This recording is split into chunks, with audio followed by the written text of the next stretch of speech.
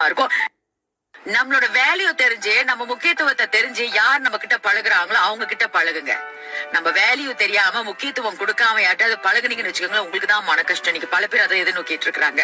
உதாரணத்துக்கு, அவங்கதான் எல்லாமே, அவங்கதாங்க நீங்க நினைச்சிட்டு இருப்பீங்க.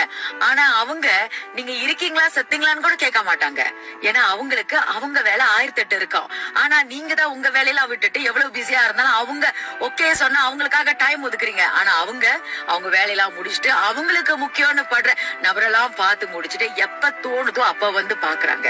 இதனால உங்களுக்கு தானுங்க மன கஷ்டம். மனசுல உள்ளதான் பேசணும், நிறைய விஷயங்களை ஷேர் பண்ணணும், அவங்க போன் காலுக்காக வெயிட் பண்ணுவீங்க.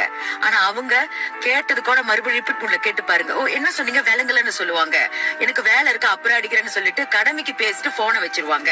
இதெல்லாம் உங்களுக்கு தேவையா? ஒரு விஷயம் சொல்றேங்க, நமக்கு யாரு முக்கியத்துவம் கொடுக்கறாங்க, நம்ம வேல்யூ என்னன்னு நம்ம முதல்ல புரிஞ்சுக்கணும்.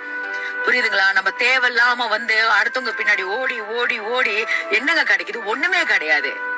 அவங்க வேலையை பார்த்துட்டு இருக்காங்க, அவங்க வாழ்க்கைய பார்த்துட்டு இருக்காங்க. அவங்களுக்கு தேவை என்றாலும் அவங்களுக்கு நேரம் அன்னைக்கு வந்து என்னடா பண்றது ஒண்ணுமே தெரியல, சரி இந்த நபர் போய் பார்க்கலான்னு தோணா மட்டும்தான் வருவாங்களே தவிர நமக்காக முக்கியத்துவம் கொடுத்து ஒதுக்கி வர்றது ரொம்ப பேர் கிடையாது.